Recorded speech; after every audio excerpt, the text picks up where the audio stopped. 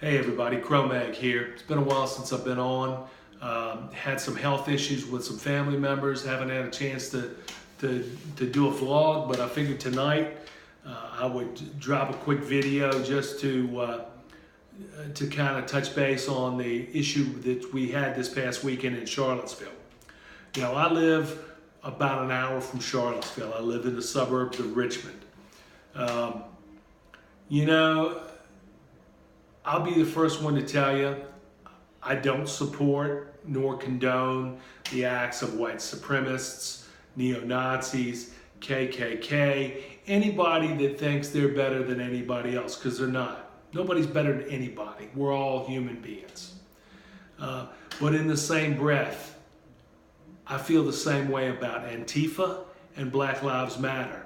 All of these people are pushing an agenda that is not conducive to being American. You know, President Trump has been criticized for not coming out strongly enough on Saturday. I don't know how much more strongly you could have come out and said, this was nasty, ugly, it shouldn't have happened, and there's a lot of blame to go around, because there was. Not defended, let me throw the disclaimer out there before somebody puts the racist label on me. But let me just say that the white supremacists, nationalists, whatever the hell you want to call them, had a permit to be there.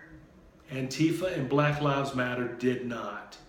So they came there with the intent to start trouble. Not saying the white supremacists didn't, but had Antifa and Black Lives Matter been there, there wouldn't have been any violence. When the protest was dispersed, it was claimed to be an illegal gathering. The police forced the white supremacists down the gauntlet between Antifa and Black Lives Matter, and then that's when the brawls broke out, and then the police did nothing. I blame several people on this. I blame the white supremacists, nationalists, whatever you want to call them, neo-Nazis, KKK. I blame Antifa. I blame Black Lives Matter. These groups are all the same. They're all out for their agenda. They don't give a crap about being a citizen of the United States. They want their way. And that's apparent, all the problems that we've had since President Trump was elected. It wasn't a coronation, he was elected. Everybody has just said, well, you know, we'll just raise enough hell to the point that we'll just throw him out. Well, let me just make this perfectly clear. If for whatever reason he does something that is an impeachable offense, I'll be the first one to say, let's throw him out. But until then, I personally will not stand by for a coup. You're not going to just stomp your feet and throw a tantrum like a child and say, well, we don't like him, we want him out. Doesn't work that way, okay? Back to Charlottesville. He condemned it. We need to pull people together. But you have the mayor of Charlottesville and the vice mayor, who is the biggest racist that you ever want to meet. Just go look up some of his tweets. Go look on his Twitter account and look at some of his tweets. He's come out and said he does not like white people.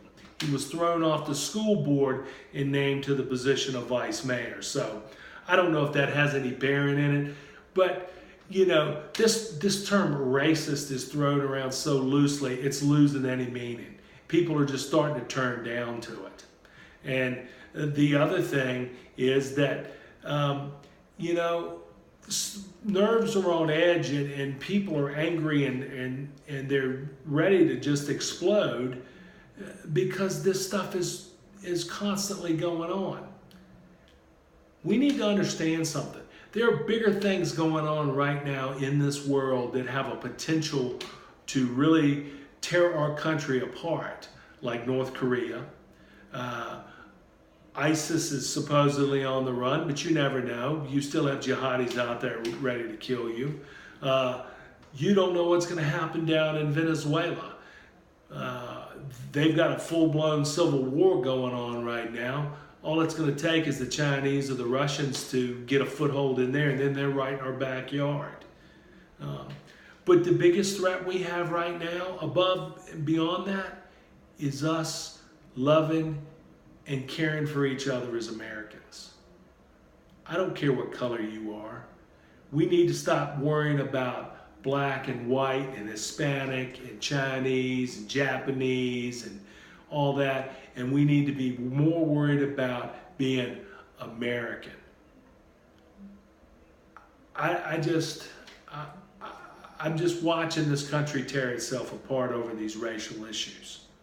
And I don't want to hear anybody tell me that Obama handled this much better. He didn't. I hold him responsible for a lot of it. I think he stirred things up. He never came out and tried to soften things either. So some people are going to like that statement, some people aren't. But you know, the fact of the matter is, it's the truth. Okay? So look, people, do me a favor. This week, go out, find somebody that's not like you, smile at them, say hello to them, wave at them. Hey, give them a hug.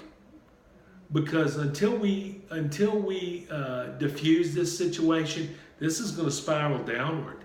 There's supposedly another rally at the monuments here in Richmond in September. And God knows that's going to be crazy if they do. So let's try to tamp this down, people. Reach out to people that aren't like you and let them know that you don't hate them, that you love them, that they're Americans just like you and they're citizens just like you.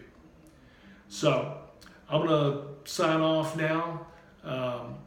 Hope everybody has a good week. I hope we can come back and meet next week and talk about some kinder, gentler things rather than this country trying to tear itself apart. So I'm going to sign off, and I'll see you on the other side. Have a good week.